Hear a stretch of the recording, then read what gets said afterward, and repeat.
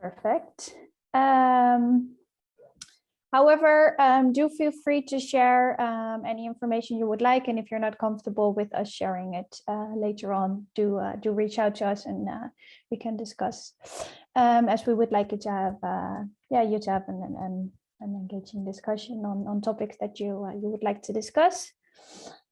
Hopefully you've all been able to read through the case study document that I've shared with you, as we will go through that today. And if you have any questions, feel free to unmute yourself, raise your hand, or put it in the chat. And I think with that, I want to give it over to David and wish you good luck and lots of fun today. Yeah, that's it. Thanks. Thank you, Puck. That's happy to be here with you all. And again, good afternoon.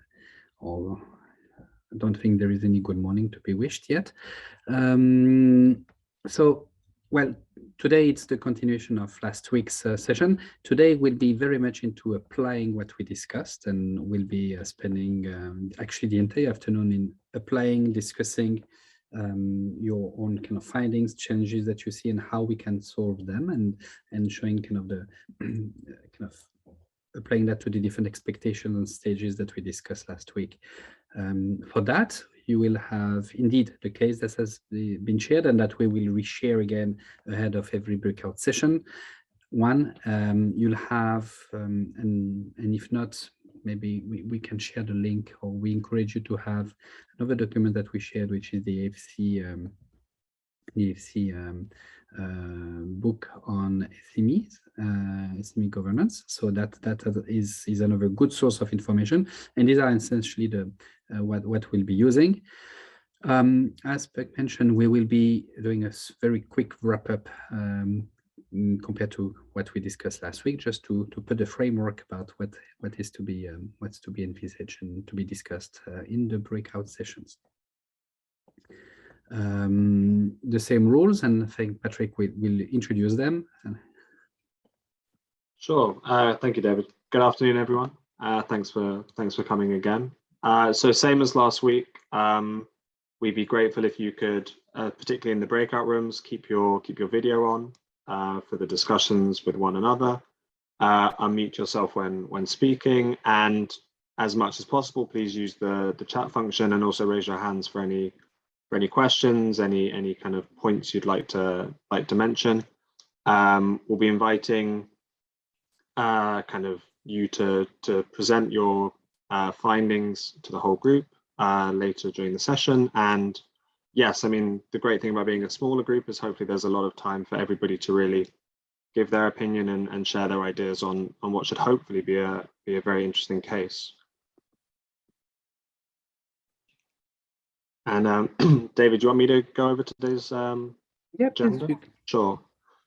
So we have another 2-hour session again, same as last week.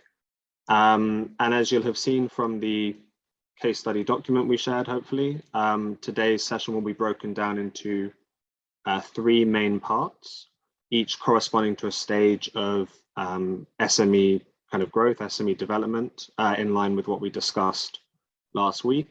So for each part of the case study today, the Solaris case, which is a fictional Kenyan OGS company that we created. At the start of each part, we'll first recap what we covered last week, so the different features of each stage of SME growth. Then we'll send you all into breakout rooms to discuss the questions, which are the same questions as was in the document, and we'll reshare those again on the slides. And then we'll all come back in, and then we'll have a kind of group discussion of the main challenges, risks, action points, and kind of next steps. And then each of those 3 sections will last about half an hour, and then we'll finish with a wrap up both of the case, but also both of the sessions in general, and we'll take any sort of last questions you may have or any further points of discussion.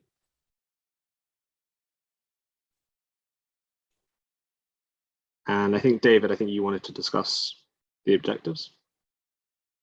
Thanks, Patrick. Happy to do that. Indeed,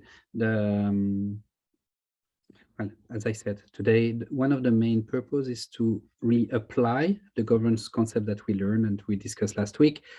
And actually, I can see at least one new participant. So welcome, Eva. I'm not sure you were with us last time.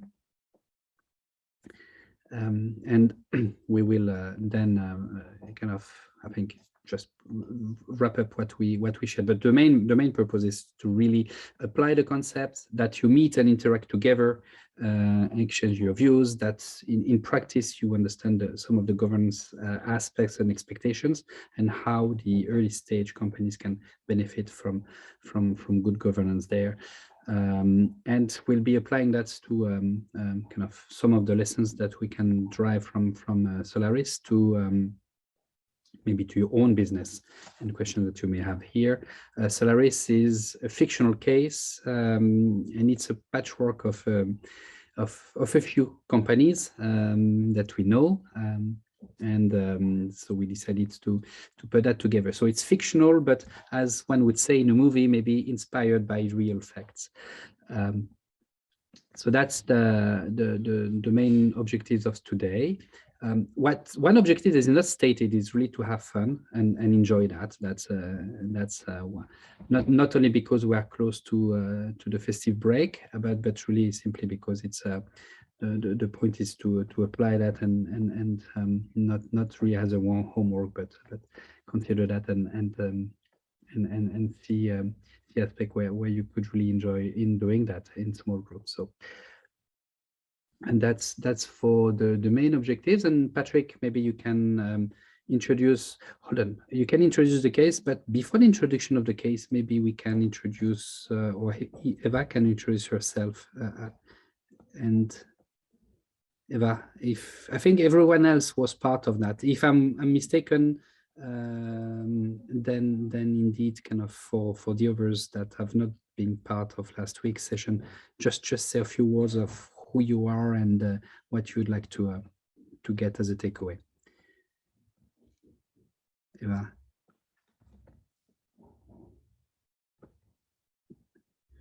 Actually, I wonder whether Eva.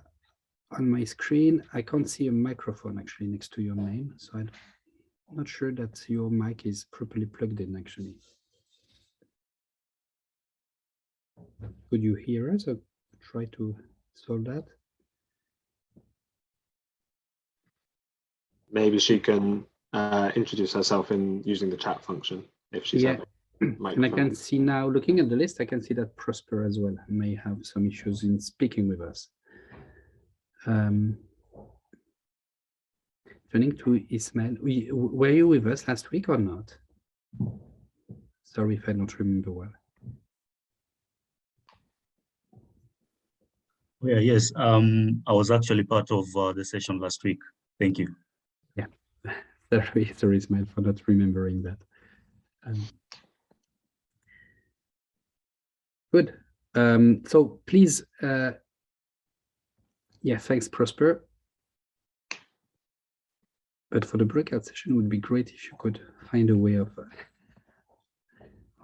getting plugged in with the way to do maybe is kind of when you get logged in, you have a message as prompt whether you want to accept kind of the computer audio settings, and it's often what is advised to do. In the meantime, you can maybe try that, and in the meantime, Patrick, I'll let you introduce the case. Thanks, David. And I can just see Prosper saying that he watched last week's recording, which is great. Nice to meet you, Prosper. So as David mentioned, today we'll be going through the Solaris case study, which is really a way to hopefully apply what we discussed last week and really give you all a chance to engage and discuss some of the ideas that we've covered.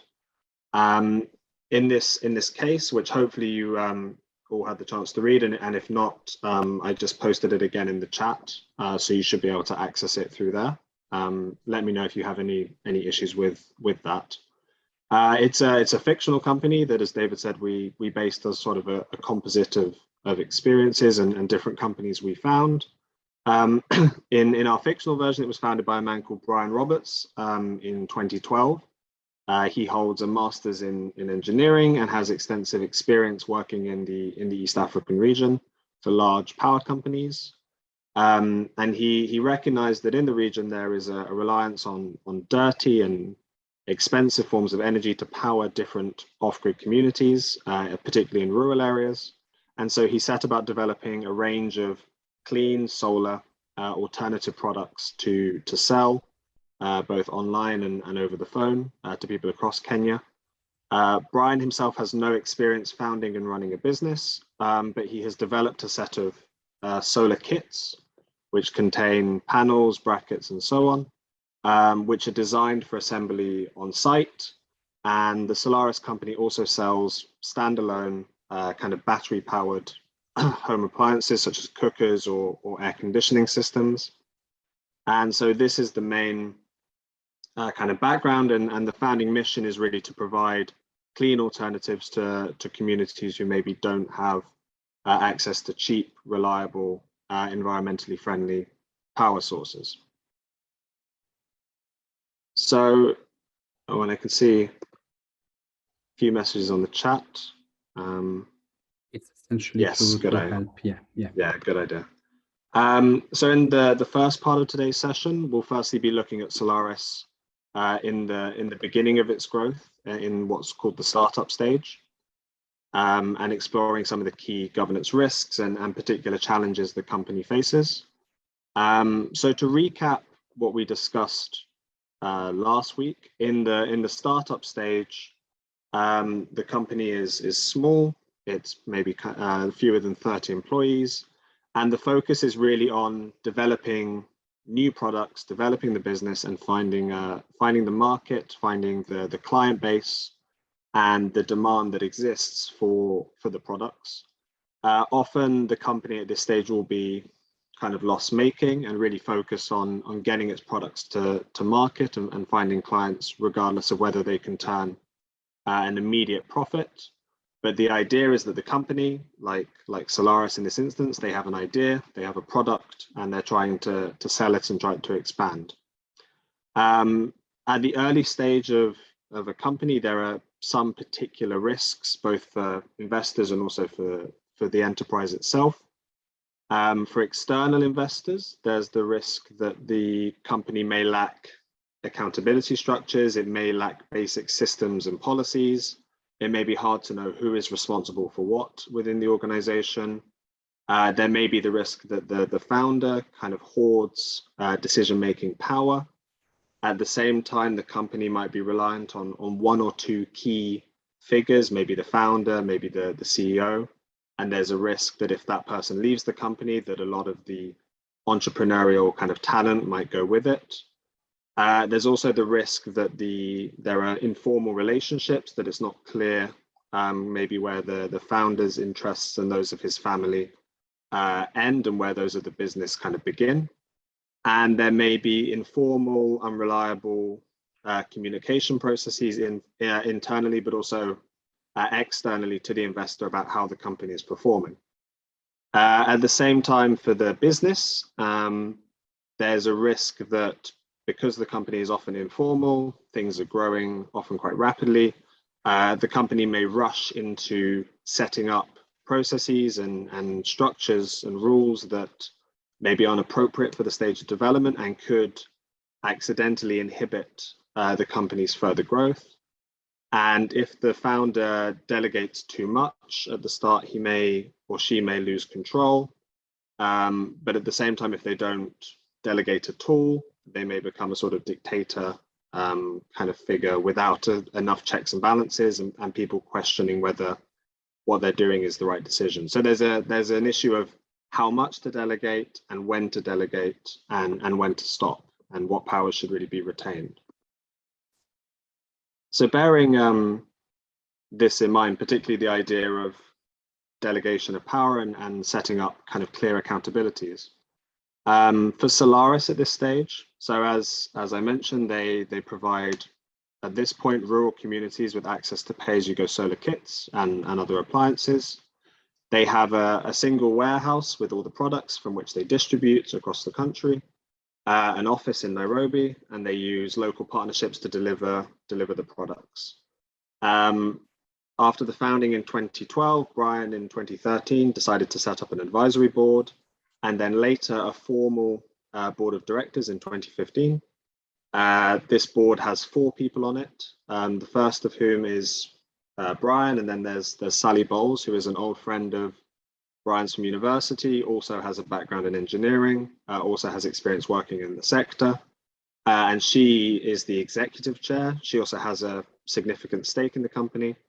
And then there are 2 non-executive directors, each with a 2.5 stake in the company.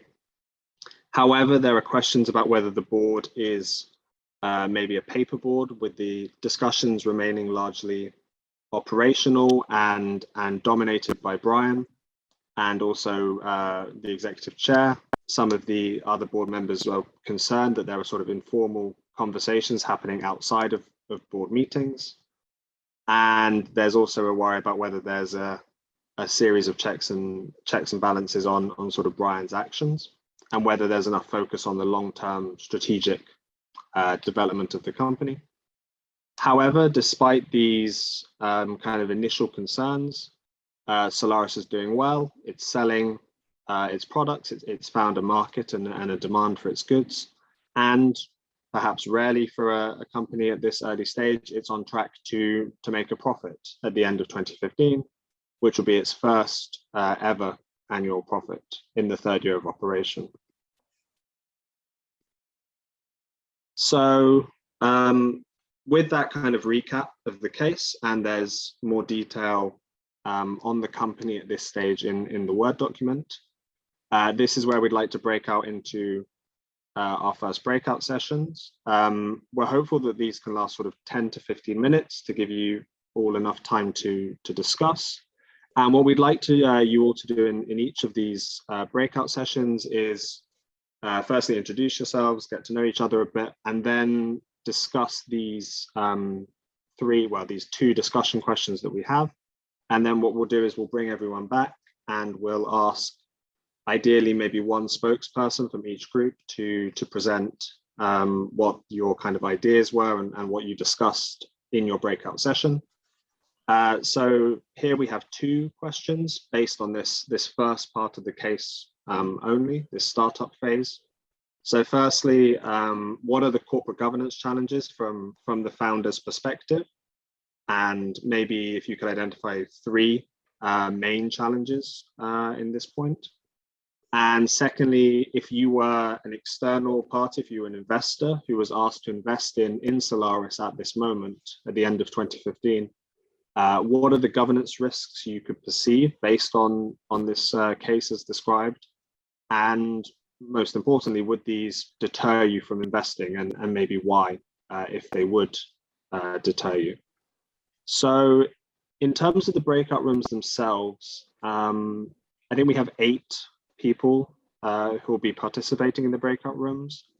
I just want to check, Patrick. Yeah. I've seen but I know some 3 times Puck now. Okay. Yeah, I can see that too. I don't know if it's yourself or not. So we've got Puck, Ishmael, Ron, Segun, Ulrich, and Ava. So maybe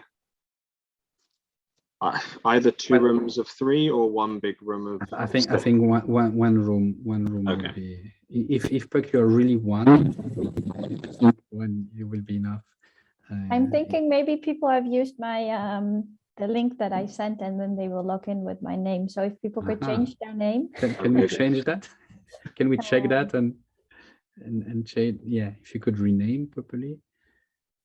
So yeah, if you don't know how to, if you want to rename yourself, there are 3 little dots over the corner of your personal video screen, and if you click on that, you can rename yourself. So if anyone is a fraudulent Puck and could rename themselves, that'd be great, because I think if those are just Puck duplications, we'll probably have 1 room, but if you are different people, maybe then we'll have 2, because that would give us 8. in total. I don't know. What do you think, David? Yeah, no, very right. I think I can rename myself. So yeah, Philip managed. Excellent.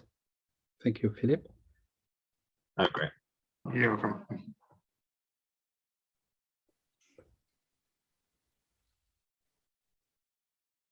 So I've now got 2 pucks. Should we do 2 rooms then? I renamed it as entrepreneur, so we'll see. I'll let you rename as you go and introduce yourself. But I think we can do 2 rooms, and I think we can leave 15 minutes in each room. I think 10 will be too short. Right. So let's take kind of 15 minutes and 2 groups. Great. So we'll come back at. Before that, any question from you all, from either what Patrick wrapped up from last week, or in relation to the case? No, it seems to be all clear. Anyone has nothing to add? Questions either in the chat or together? No. So then, if not, let's indeed send you in the different breakout sessions. You know how it's been working. So in 15 minutes. Great.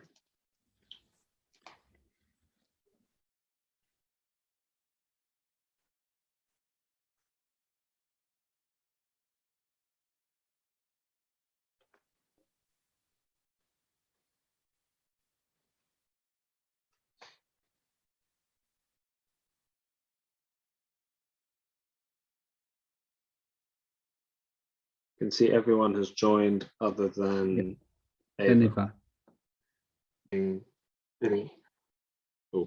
Feeling sidelined. And I'll pick up some of those points I think that you mentioned, but maybe first, if we could have group 2 present, and then we can sort of discuss some of the ideas together. Is there anyone from group 2 that would like to present on behalf of the group? Yes, Patrick.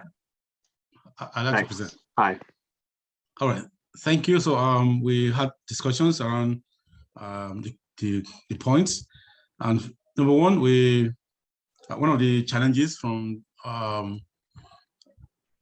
Mr. Abrian, right, is the fear probably to lose control. So at the early stage, constituting a board at that stage might be a challenge. I mean, like you rightly mentioned, startup entrepreneurs have that level of passion, and they need to run quickly without too much constraints in the initial stages.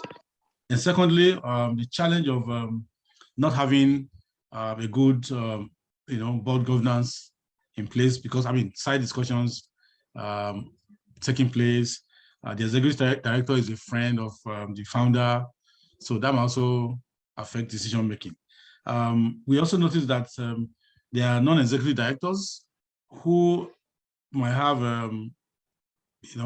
conflict of interest, because non-executive directors probably are not expected, maybe independent directors, not having shareholding. So there's no independent director on the board that can give independent view of, how, the business is being run. Then in terms of being an investor, we identified the key man risk.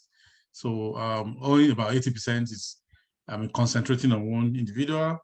We talked about the conflict of interest, and then also the the part of communication not too clear.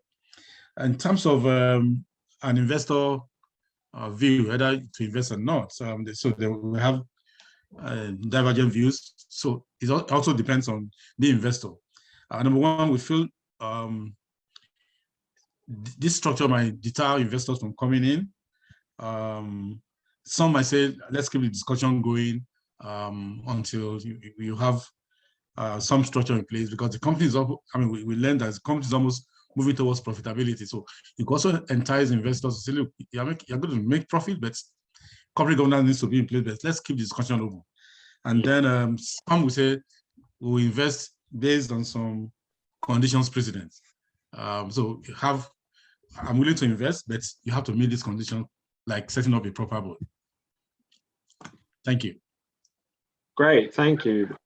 Those are some really good points, actually. I think touching on this idea of, and I think you both did this a bit, but this idea of the founder and losing control or sharing control, and that kind of trade-off between having checks and balances, having people to kind of talk to and consult with, but also maybe losing that kind of dynamism and that central kind of founding control. I think both of you touched on, both groups, on this question of whether the board is functioning kind of well. It's all well and good showing this commitment to governance and establishing an advisory board and then a board of directors, but it's definitely an open question from an investor perspective of whether these what's been established on paper is really working in practice. So informal discussions occurring outside of the board meetings, not everybody having the same level of information, not everybody knowing kind of what's going on. And you know, as you mentioned, if you're an investor, are you going to be maybe similarly facing, I think group one said that, kind of similarly sidelined, or kind of whether you're going to be getting the full picture.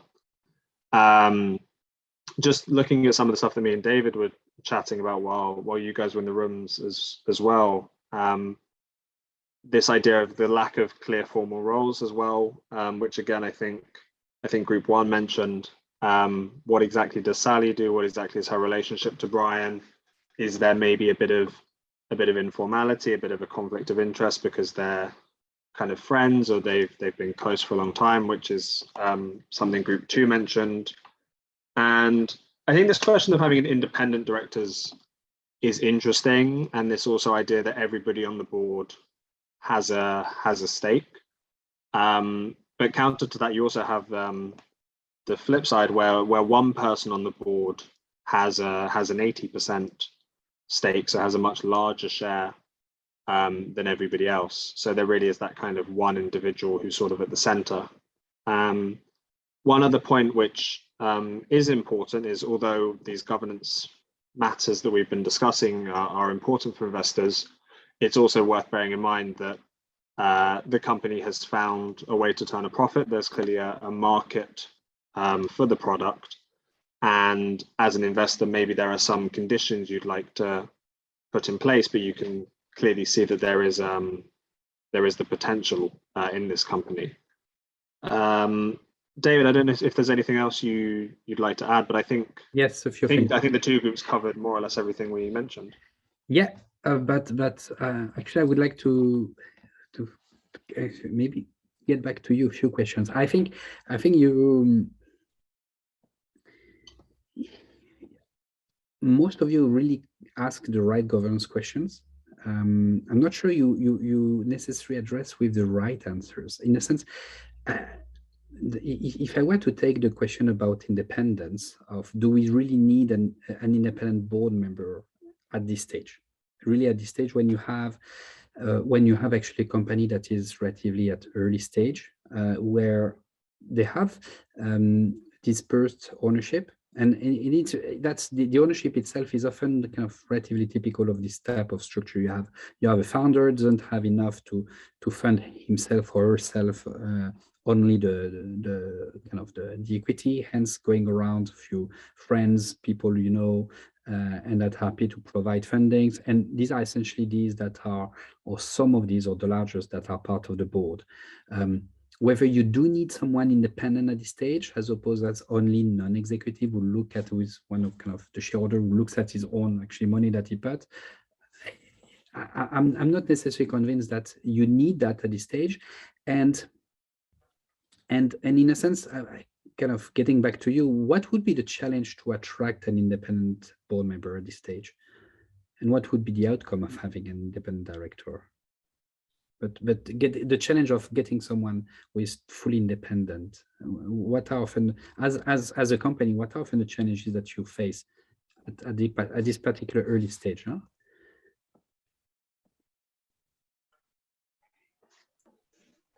Might it be simply also a little bit to cost?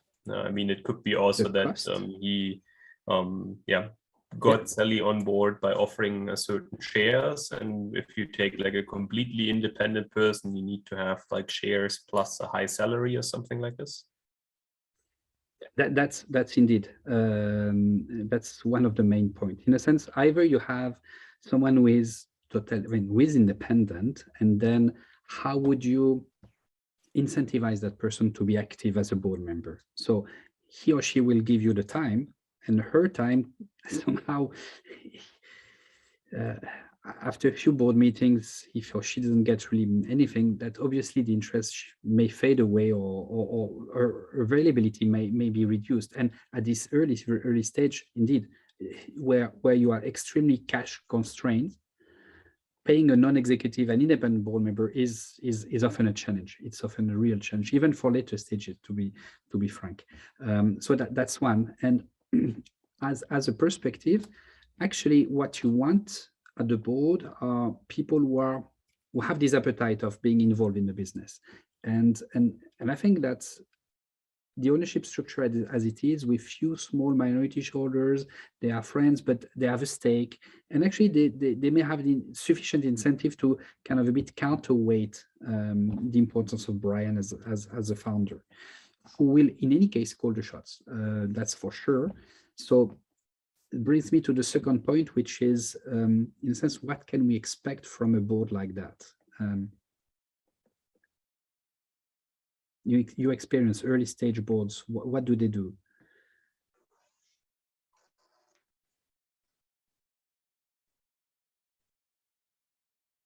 They're often there to provide insights and help and support. So they are less there to do the day-to-day controlling. It's more around, one of these key challenges of a board at this stage is, one, to ensure timing. Because of cash constraint and funding constraints, timing is of the essence. They really have, the execution is extremely important.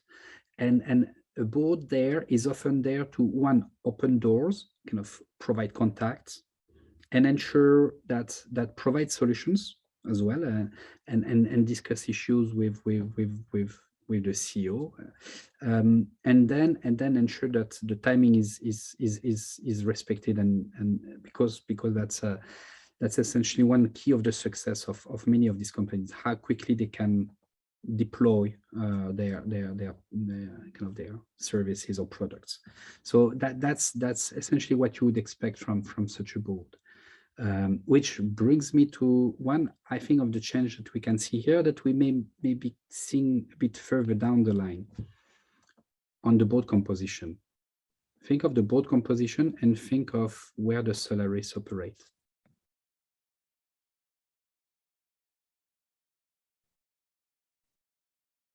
Nothing that strikes you?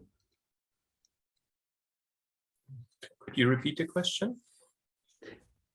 Look at, and if we now consider the board and even management in terms of delivering, being operational, and so on, anything that strikes you when you look at the board composition, and given where the company operates?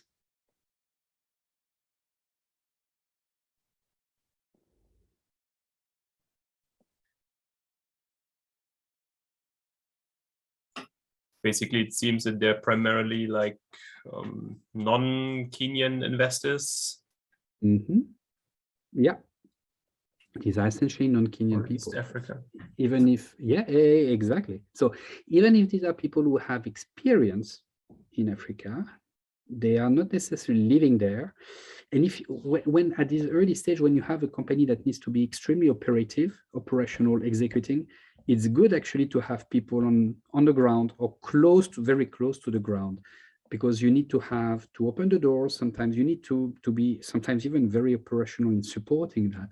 And actually, Brian, who kind of is there, obviously, may face the challenge of being alone and not receiving all the support that he needs. So I think you spotted, you spotted the right challenges, and I'm glad. Yeah. And I think it's sounds kind of you raise the right issues, so sounds good to me. But again, think of in these practical terms. One last thing that that you discussed, and I just wanted to add, having both advised and experienced that personally on when setting up a business. The questions are often indeed, how as a founder do I retain control? That's one of the main questions that exists, which actually almost immediately drive to the question of how do I fund my business? It goes together. At this early stage is extremely, actually it's impossible to raise funds by debt, unless you are wealthy enough to have assets that you can put as a collateral, actually, aside of that business from your own personal wealth. But essentially, such business is in the early stages essentially financed by the equity. So these are your friends and yourself who can kind of finance the very first initial rounds to get there. As the business will grow and will prove resilient, then you will have the sufficient kind of financial records in order to be able to get a loan further down the line, which makes the control versus the resources and the equity on my stakes that make it a bit easier. But in the beginning, indeed, that's sometimes one of the challenge, and hence it's not necessarily, I mean, it's not uncommon at all to see that you have someone who owns 80% of the shares, and that's often the case. And then you will have different series of shares with different voting rights that we can think of for later stages. With that, I think we can actually go to the later stages. But pausing here, seeing if you have, Patrick will debrief a bit here, and just feel free to react on what I just mentioned.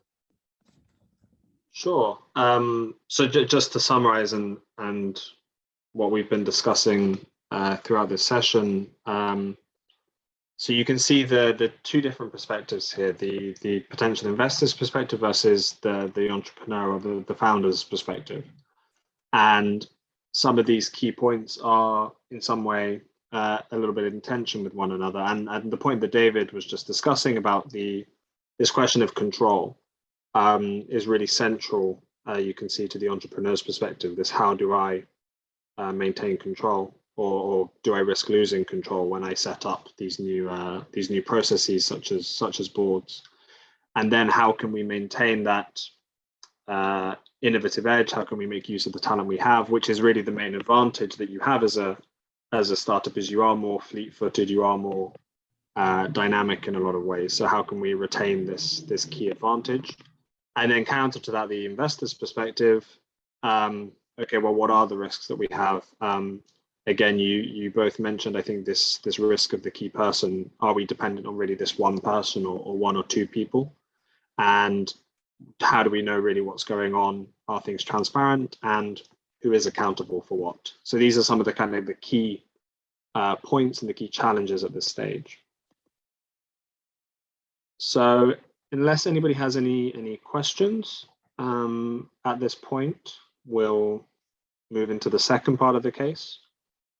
This time it's a year or so down the line for Solaris, and they're now what we might categorize as an active growth company.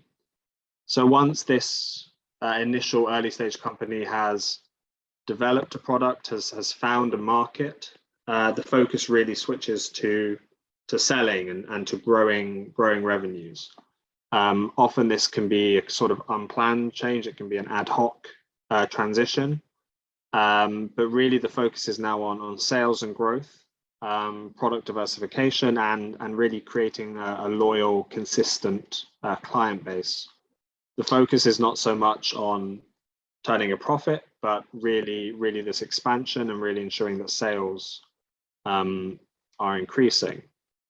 There are, however, recurrent risks and also new risks at this stage of the business.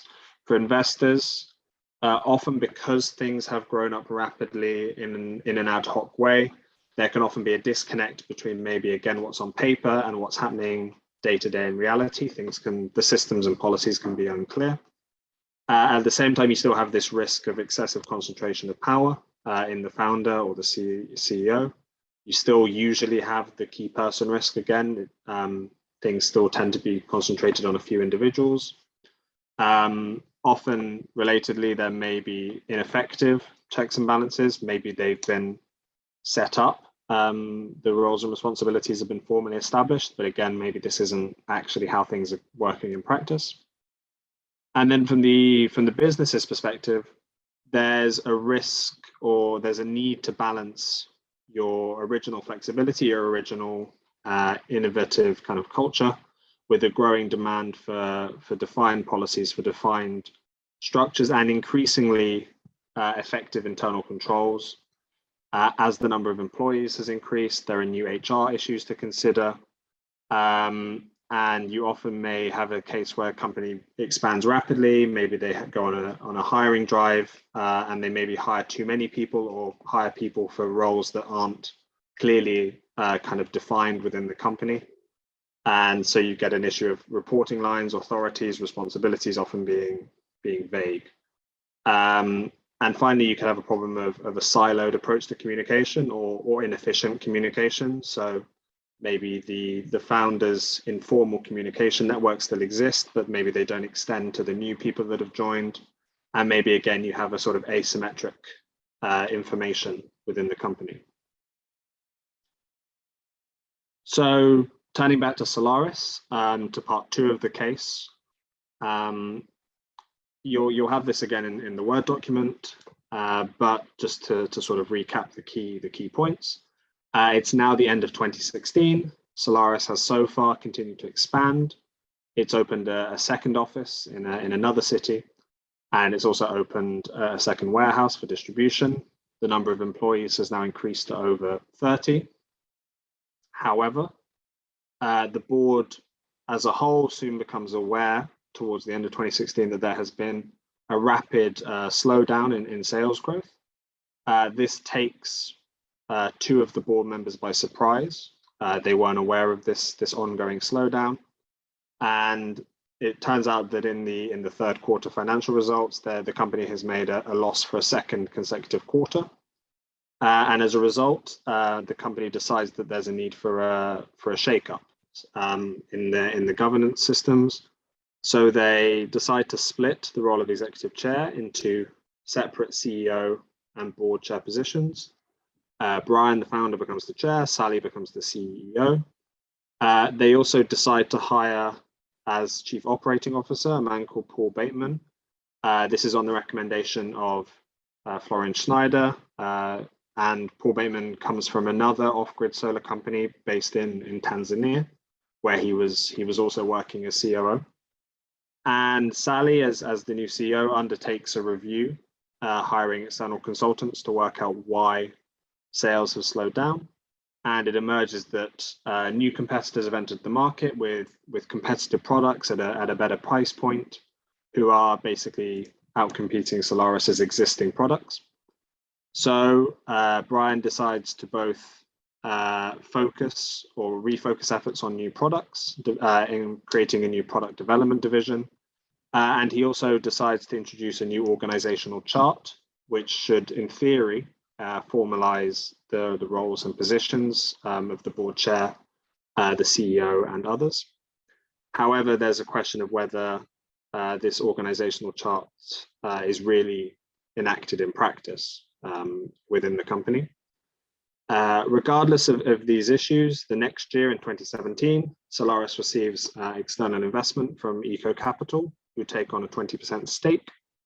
They have a new investor representative on the board, Mr. Lynch, and they also obtain final sign-off and approval of any new products that the company develops. And they also express a desire to see a further professionalization of the board's functioning and new independent board member representation. Brian maintains majority ownership of the company. So, returning again to breakout rooms, again, for I think 15 minutes, 12 to 15 minutes again is fine. We've still got plenty of time. So our two questions here: what do you think, the three main corporate governance challenges that Eco Capital is likely to be addressed at this stage? And secondly, we would like you to, if you can, develop a brief action plan of actions to address these challenges that you identify, based on the IFC handbook, which we'll share again in the chat, and also the expectations of firms at this level of maturity. Now, I can see we're actually up to 12 participants now. I think Andrew Kent has joined, and maybe someone else, maybe Raphael, I think.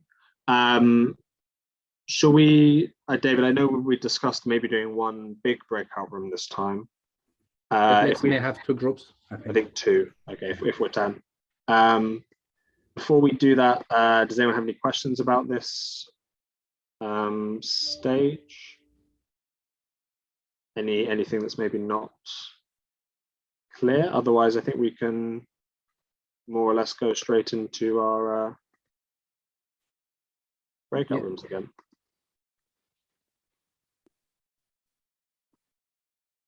No questions? Okay, well, see you in 15 minutes again.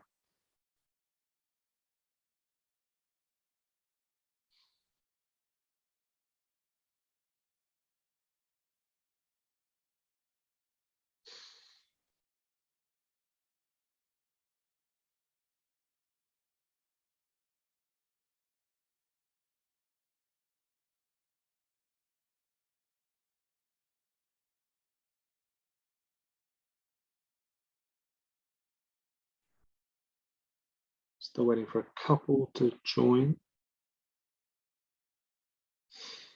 Next person, or is there someone who'd like to speak on behalf of the group?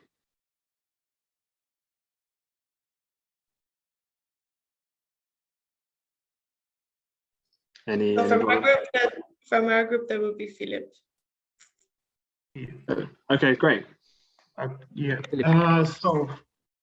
What from our group, what we discussed about is so the challenges regarding corporate governance. The main issue was point number one is that like David emphasized, the board still has only one person who's local, and the majority, even the person who has come in, is still doesn't have the ground, more like ground knowledge of what's really happening. And so like the challenge which is there is like, it's not balanced in terms of knowledge and the information which they're supposed to have.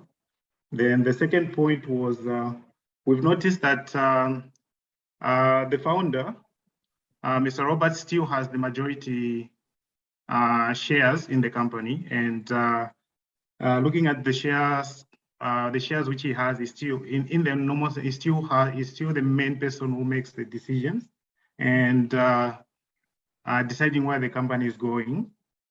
And the third point which we discussed is it's about the challenges that we've seen, like from when the company was just starting, they were making profits, but as they started growing, they started making losses.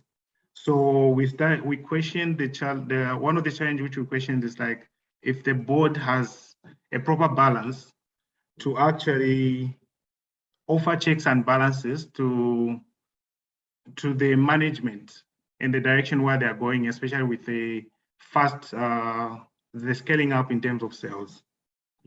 And in terms of the action plan, in our action plan, we've decided to, the first thing which we've decided is like, after the advisory board has been put in place, we have to introduce like more local directors on the board, and the management has to be more diverse. So I think Segun suggested about like the issue of like they have to bring a CFO, because the board at the moment is like, it's not balanced, and there's more engineers, and in terms of knowledge gap, it's only one field balance. So they have to bring a CFO or someone who understands the financial, even on the sales process, how to go about. Thank you. Okay, great. Thank you, Philip. Those are some really interesting ideas, actually. I think let's do the same way as we did last time. So maybe if group 2 could present their ideas, and then we can discuss kind of all together. From room 2, we have Ava, we have Puck, Ulrich. I don't know, do you have an assigned spokesperson from your group who'd like to speak? Yeah, I think I will represent the group. Great. Yeah, so from our side, I think one of the things that we saw or we discussed is that there is more of accountability now required from the board by coming on board of EcoCapital. And that's why they have their representative probably to bring in this kind of accountability. But one of the challenges we saw with their founder is the risk of him losing grip of the company now that the investor requires more external board members, and they want people who are formally close to the founder actually exit the board. So we feel this one might pose a challenge to the founder, feeling like now he's losing grip of the company. As a result, there will be a consequence of delayed decision making, because there seems to be a tussle that is likely to happen when EcoCapital says they have to bring in 2 new members and 2 have to exit. This might delay decision making for some time in the company. That will pose probably a governance challenge. As already mentioned by the other group, there's also the same risk of having so many of these directors still not having local knowledge, still so many of them being from foreign countries, not from Kenya. Some of the one action plan that was anonymous with us is that the board needs to be professionalized by introducing different sets of people and bringing in different thinking, bringing in different skills level, so that the company can now run more professionally. I think this is what I captured. Any of my group members can add in if anything is left out. Thank you. That's great, thank you. Unless anyone from your group has anything further to add, but I think actually I think both groups have really kind of prefaced some of the things we'll actually see in the third part of the case. Sort of how will the new investor maybe change the dynamic and affect the dynamic. Again, just chatting with David, while you guys were in the breakout rooms, I think we were discussing for the first part in terms of the corporate governance challenges and maybe looking at what's gone wrong. It kind of comes to this question of what the board is there for, and you can make an argument that the board here so far has been a bit of a paper board, where they haven't really been fulfilling what you would want the board to be doing, which is really kind of overseeing strategy, overseeing the business development, and really making sure that the company is still viable, is still well placed, and can really kind of be successful. And I think this is shown by this issue of the products of being sort of undercut by new competitors. Maybe this is also speaking to what both groups raised about this kind of lack of local knowledge. You've seen new competitors emerge on the market, and the board, or at least some members of the board, have been sort of blindsided by that. They weren't expecting to see this. And that suggests that the board is really not playing kind of the proper role as the sort of steward and the overseer of the company's its long-term survival, its long-term kind of viability. So I think that, to me, is a big challenge that you see, and the investor coming in is going to want to see growth. It's going to want to see a return on its investment, and it's going to want to know that, well, it's going to want to know where its money is going. And so these issues that you both raise about having sort of clear accountability, maybe a more kind of experienced management, these are things that the investor is really going to care about. And I think most critically, they're going to want to see that the board really stops being this paper board and really becomes this real board. And they're going to want to see that there is a clear idea of who in the company is responsible for what, and particularly who is responsible for ensuring that their money is used well and that they get a return. I think, Group 1 raised the idea of a board that can offer checks and balances for management. I think that's part of it, but I do think it's also this idea of playing the role of the board's true role as a steward, as an overseer, and ensuring that they are really aware of what's going on a day-to-day basis so that they can oversee management's execution of strategy. Because for at least 2 of the board members, it's pretty clear that they don't have an accurate perspective on what's really going on. So I think Group 1 talked about turning the board into a real board, and I think this is right. And I think Group 2, kind of this idea of accountability from the board, I think is something that you're definitely going to see with an external investor. They're going to want to know who is accountable and who is really kind of looking after their money, frankly.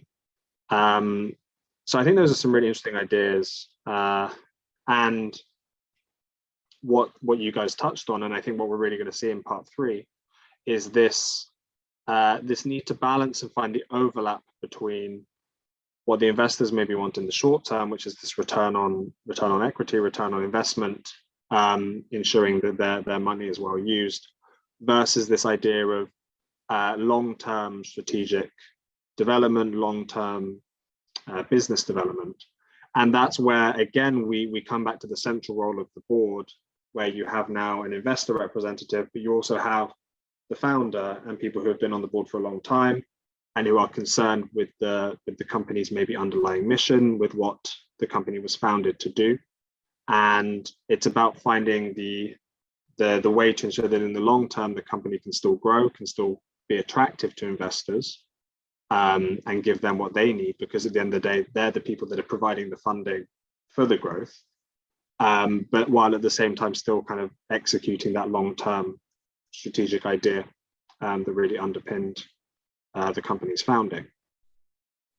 And actually, I think, sure. Now, if I may just add just a few things. Indeed, I mean, the arrival of the private equity will actually help to ensure that the board, which were kind of lacking on one of its key functions, to ensure that the business model of the company is still relevant given the market. That's often you are too stuck in the operations, and especially management, and even kind of early stage boards, because they're quite operational. They lack often the larger picture of the market often. So that's one important role, and the private equity will definitely look at it. And that's one of its key values, is really to boost the strategic drive. That's one aspect. The private equity, and you rightly mentioned that, will definitely look at strengthening very much the finance function and the CFO role. That will be extremely important, and it's well spotted. I think the issues around sales and the capabilities is very well spotted as well. From the founder's perspective, as well, the over external shareholders' perspective, I think there is a psychological aspect that needs to be overcome. And that is often kind of an issue with founders, and is that one needs to realize that the company has an independent life regardless of who founded it.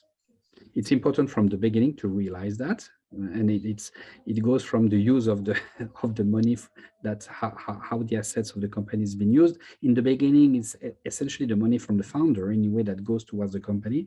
Sometimes you may have the other way around. As the company grows, you use the car as an asset for your own personal use different aspects of facilities, even monies to finance travel potentially. So that's this misuse. But beyond that, it's simply mentioning that you created something like a child that has his own life, regardless of what you do with it. And that's often a psychological barrier that is important to be aware of and to help the founder to overcome, and simply to overcome by showing that way more can be done over time, which brings us to the next stage. Patrick. Thanks, David. So going into the final part of the case, the third part, where we'll be looking at Solaris really kind of a little bit further down the line, when it's really kind of grown and developed as a company. I'm a little bit conscious of time, so I'll just go over these quite quickly. But just to recap from last week, the final two stages of a company's development, the first of these being organizational development, stage 3. And this is really where the company sort of transitions. The sales growth maybe slows as the company grows. There'll be new products developed, new divisions, new people hired in the company.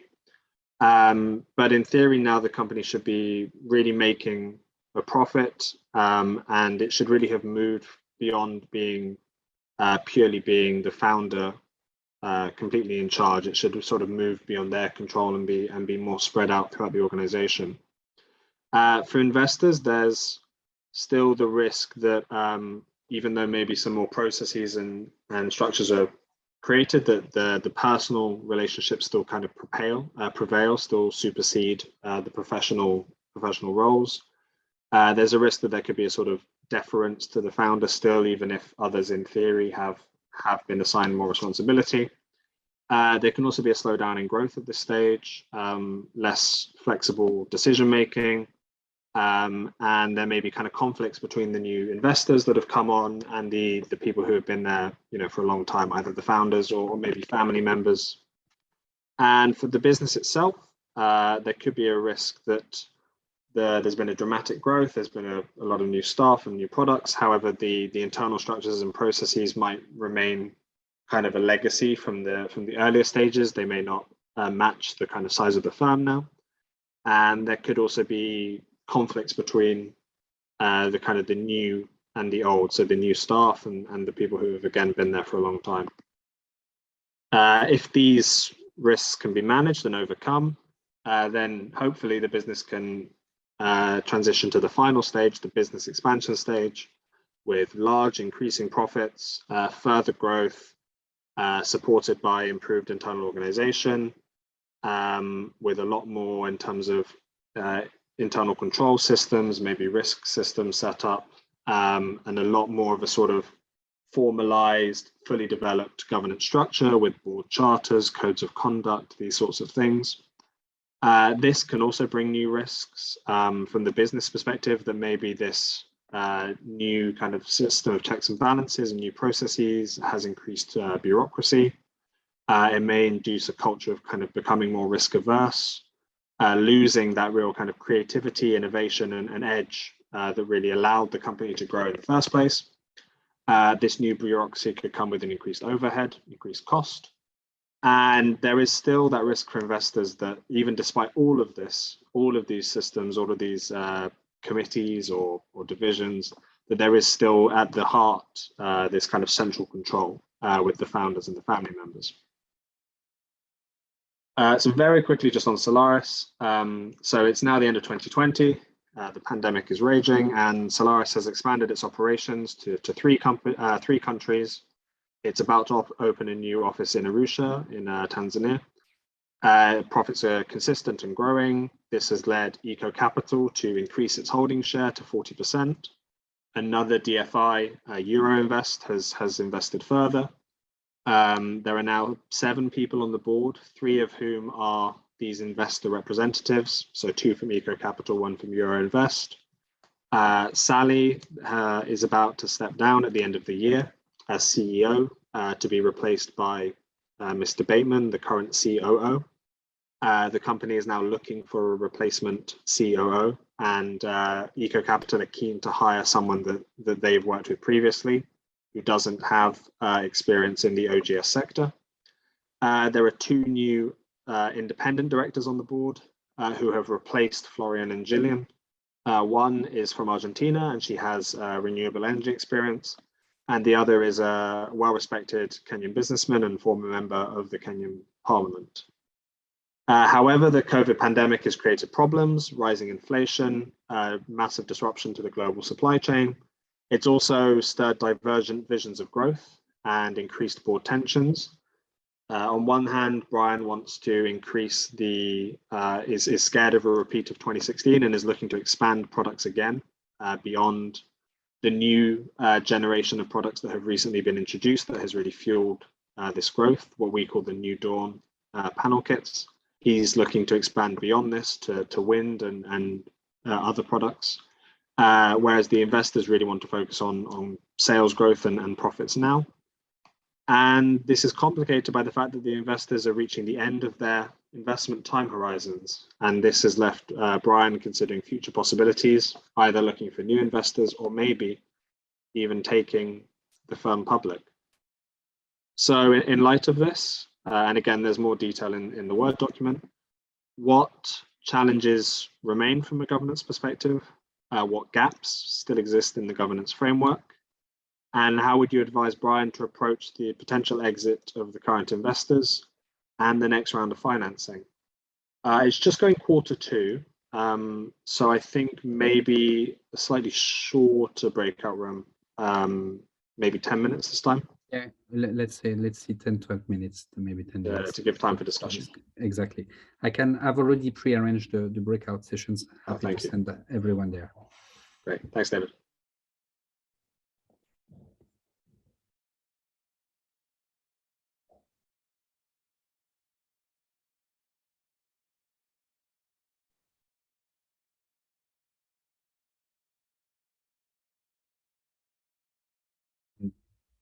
So, final part. From room 1, I have Andrew, Ava, Park, Raphael, Rowan, Sogan. Would someone like to speak from the first group? Maybe someone we haven't heard from so far would be good.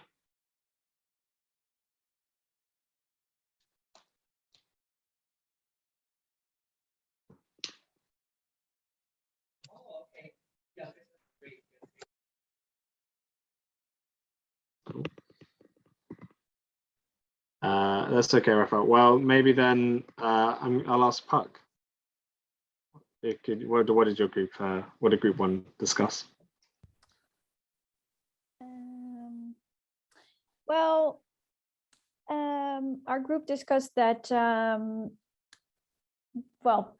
That maybe it could be hard that without having with the stakes being more divided, that the decision-making process could be more difficult, as there are much more different stakeholders in the process, and there's not much of top-level decision-making. As well, they considered the conflict between the different board members as something that is still challenging, so that should be resolved when proceeding. Our group, or at least some of our group, were kind of on the side of Sally, that maybe picking this new COO that doesn't have much experience in the OGS sector wouldn't be the best idea. So that it would be better to maybe look beyond and find another COO. And as well, with regards to finding new investors that could enter the board, the main focus, or at least part of the main focus, should be on finding investor board members that really share the vision and mission of the company, to make sure they are aligned on the values. Yeah, so that's kind of it in a nutshell. Great, thank you, Puck. And from Group 2, which I think was a slightly smaller group, I'm sorry about that. We have Philip, Rune, and I'm not sure who Entrepreneur is, but Entrepreneur as well. So from Group 2, we had to change. The group was small, and I think we started late to discuss about it, but we tried to. So in terms of identifying the potential corporate governance challenges which were identified, we realized that at the moment, in terms of balance, there's one local, but in terms of balance, it's still not balanced because it's now only 2 against It's only two again, yeah, out of the poll. Yes. And the other thing we noticed is that because the founder, their shares have, the share structure has reduced. Yep. And being the person who was like a vision carrier of the company, now because the board, like it seems like is not making the decision which are taking the company to where it is. So it's like the company now has got at a point where it doesn't have a proper direction. Yeah, so, and I think that's in our time which we had, that's what we could manage to discuss on. Yeah, I think those are very good points from both groups. I think the point you raise about the founder being under 50% now, I think it is a key point. Sort of touching what David was saying earlier about the company being your baby, and it's almost like the company is now an adult, and you still have influence, but you don't control or dictate kind of what they do or what happens anymore. I think maybe adding to what you guys have said in terms of the challenges, I think this strategic question I think is an interesting one, and you're seeing a bit of tension between the investors and then Brian on the other side. And I think you've got this question of product diversification. You've got this question of focusing on short-term profit versus kind of long-term growth and development. And you can maybe say that the investors are wrong to sort of want to hike prices and focus on profit maximization, maybe partly because they're coming to the end of their time, but at the same time it's an open question of whether Brian is right to sort of look to a different type of product and really expand beyond what the company knows. And there's no necessarily right answer in that case, but it's a differing vision. I think this idea of I think it was group one talking about the new COO coming in and kind of how that relates to the outside investors.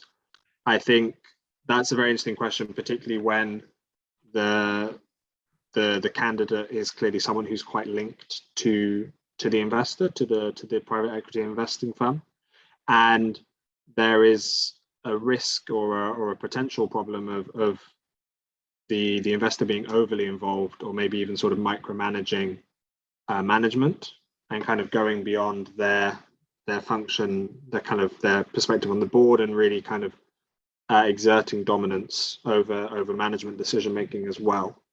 I think from that side of things, it's good that the new CEO is someone who's been in the company for a while, who knows the company and knows the founder and the board. But yeah, that lack of experience both in the sector and something that you've all mentioned repeatedly, the lack of kind of local understanding, I think is a good point. In terms of the gaps, I think something that I don't think either of the groups mentioned, but I think is important, is there are some control functions, some control procedures that are still missing. I think we mentioned in the document that they still haven't established a whistleblowing system. There's also no mention of a kind of internal audit system or a compliance system. And these are things you would expect to be established by now. So there's definitely a gap in that regard. And there's also a gap in terms of the lack of an executive committee. We're working with a client at the moment that's as a very, very small firm. And, even they've already established an executive committee to kind of discuss business kind of day-to-day issues. So that does seem to be, I think, a significant gap. And maybe it's something, you've got a new CEO coming in that could be a good way for them to stamp their authority and maybe take control of kind of the day-to-day operations. And then in terms of the next stage, looking forward, this comes back to this idea that it's not really fully in Brian's control anymore. He doesn't have a 50% stake. He's only a 35% shareholder. So he's not even the biggest he doesn't even have a plurality of the shares, let alone a majority. So there is definitely this kind of open question going forward of what direction is the company going to go in, and will the current investors stay involved? David, I know you're probably pressed for time and about to hop off. Is there anything you'd maybe like to add before we move into the wrap up? Indeed, no, thank you, Patrick. I think that I was impressed how well you did over the different stages and different cases. I think the breakout in the previous stage was you spot most of the issues very well. You did the same here. So indeed, I mean, here it's very much, and I think what Puck mentioned about aligning with the mission vision is important. The company has organized, the good thing is that the company has organized strategic retreat, which is pretty rare, I have to say. It's a good practice. So that's one of the aspects that is important. In terms of alignment, the independent shareholder directors can help to iron and ensure that the timeline is accurate for everyone. And I think that's where the company often has to struggle in terms of exit. That's often actually a struggle about to whom my kind of controlling shareholders or key shareholders will exit with. So will that be another strategic investor? Will they share the same view? Will that be another type of when you have two private equities, will that be sold to one large? So how much I will be able to retain as controls? These are aspects that obviously goes together with the time horizon and the strategy of the firm. So that's where really a board that is on top of driving strategy is important, on keeping everyone aboard and aligned. So just to say that I think you did very well over the cases again, and I would like to thank you for these 2 weeks and that in a row that you joined us, and to send you my kind of really the very best wishes for this festive season and for the year 2022. Hope for all the entrepreneurs and executives that you are will be able to sail smoothly and safely to your different harbors. With that, I'll leave you with Patrick to wrap up and Puck to conclude. Thank you all. Thank you, David. Thank you, David. So just to kind of sum up, and then I'm happy to stay in and discuss either the case further or any kind of final questions people might have. I'm sure some of you will have to head off as well soon. But just on addressing kind of the different challenges here on this slide, again, we have, and it's something that's recurred, I think, throughout the whole case, but it's this trade-off. It's this balance between retaining your agility, your ability to respond, your ability to innovate, which is kind of the big advantage of being a smaller firm, is you have this flexibility and you're able to be more dynamic, and from your founding you're fueled by an idea of doing something different, versus the need for formal policies, embedded practices, governance, mature kind of governance processes that will ensure that there's accountability, so there's no risk of corrupt practices, of malpractices, of abuse, so that you are more likely to be able to attract and then retain an investor who can give you the funding to really expand, and also to really ensure that the vision can be carried out, and that really there's a framework which allows the company to be professional and really fulfill and execute its strategy, because it's all well and good having an idea, having a dream, but you do need, as we've seen, different people, different groups, committees or boards who can help kind of see this through and help really deliver on what's intended. So that's our case. That's sort of the end of our 2 sessions. If anyone has any further questions, please, happy to stay on the call and discuss. Otherwise, thank you all for what I think has been really 2 very interesting sessions with really good discussion. And I'll second what David said. I think the ideas and I think for all three parts of the case, you guys really picked up on the the ideas that we were trying to kind of raise and the questions and the challenges we were trying to explore. So thank you all for your contribution. But please, if anyone has any questions, otherwise, thank you all, and yeah, happy Christmas, happy New Year, and I hope you'll have a good festive period. If I can have one question, Sure. How would you like to advise if the organization, let's say that coming from the preparation into the implementation stage, what kind of recommended action plan that will be useful during the transition time? Sorry, you cut out a bit for me in the middle. From transitioning from which stage to which stage? From the preparation into implementation. Implementation in general of any. Yeah. In general, recommended action plan.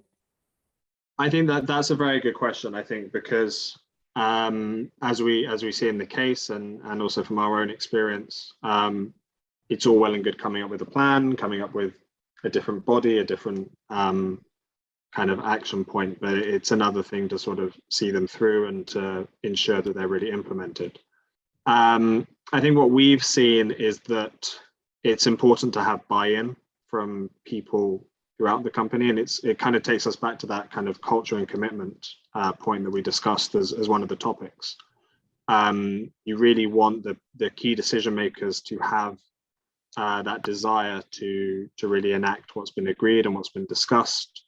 Ideally, these are things, if you're looking to implement a new, it doesn't really matter what, but if you're looking to implement a new, say a new code of conduct for the company, that's something that you'd want, the board to be discussing. It's something you'd want the senior management to be involved in, maybe HR or whoever's in charge of cultural aspects or ethics and conduct to be involved. So you want all the stakeholders to be really involved. And it kind of comes back to, I guess, what David was discussing right at the very start of the first session about those 4 quadrants of, accountability, responsibility, transparency, and fairness. And you want people who are given responsibility for doing something, who are in charge of implementing something or of kind of making sure that things are ongoing, and that everybody knows that, if we agree to do X, implement a code of conduct and it's not done, well, why hasn't it been done, and who's responsible for that? So I think when it comes to that practical implementation, I think buy-in and discussion is crucial, and again, kind of assigning responsibility. Does that I hope that does that cover what you were kind of getting at? Yeah. A little bit too general, but it's okay. Okay. Any other questions or? Yeah. I think it's okay. Okay, sure. Yes, I have a question, Sure. Patrick. 2 questions actually. Yeah. First is, what is better, to have all equity investors in the board, or having a balanced board with majority equity investors and independent non-executive board members? That's a good second question. The second question is, in our kind of companies, they grow fast and they change fast, and that brings in the question of the term of the board. How long would you recommend a board term to be in early stage? Those are 2 really good questions. On the first one of how many equity investors versus maybe how many independent directors, well, it partly depends on how big the investor's stake is. If the investor has a small stake, I think, really, and we did this in the case, I think in proportion roughly to their shareholding is something that makes sense. So in this case, we had Eco Capital that had a 40% stake, and they had 2 investor representatives out of 7. So they have a considerable say on the board, but they don't have a kind of outsized influence or kind of a greater say than is appropriate for their shareholding. And in general, what we've seen is most investors do want a seat on the board. They do want a representative. Most typically, it's done in this proportional way. I can't think of an example we've seen where investors are more than half of the board, I don't think. Although we have seen some boards. We have one client we've been working with recently where the shareholders are, I think, they're sort of 1 fewer than being the majority. And that board does have some issues of really kind of being very investor dominated. And then you have the slight issue that the investors really have quite a big say in how the board meetings are conducted. And in that case, the investors were very focused on operational matters. They were quite micromanagement, and this created tensions on the board. So you do run the risk of, if your investor representatives are really dominant on the board, that this could have an impact. But in terms of independent directors as well, typically around 1/3 of the board being independent in mature companies is what we would expect. In some companies, in things like banks, you'll see the majority of the board being made up of independent directors, but that's a slightly different situation. But in this case, we had, I think, 2 independent directors, 3 investor representatives, and that's kind of typical. I think that's what you would see at this stage of development for this kind of firm. You do want independent directors, but they don't typically tend to be a majority. We wouldn't expect to see that. And then on your second question, in terms of growing fast and the board tenure, the board term, there are different regulations for different types of companies, different expectations. It's important that the terms are defined in the company policy. It's also important that you define whether board members are able to renew their tenure as well, if they just have 1 term, or if they're allowed to renew, and if so, for how long. Particularly for independent directors as well, because if you have an independent director who joins, but then they're on the board for 8-10 years, in a lot of countries, they would say that board member is no longer independent. But in terms of the typical tenure length, it really varies. I think there is a trade-off between getting fresh perspectives, but also having someone who understands the business and has been with the company for long enough to really be able to contribute to the board. Typically 3 years would be something that we would see a lot. Maybe then with the option to renew once or twice, but not usually be on the board for more than 8 to 10 years. But it does depend on the exact situation, and particularly if it's an independent director versus just being a non-executive board member. But there's no single right answer, but typically an average tenure would be roughly kind of 3 years. Does that kind of answer your question, I think? Yeah, thanks. Great. Useful. Any other questions? Or I think a few people have left, but and if you have any...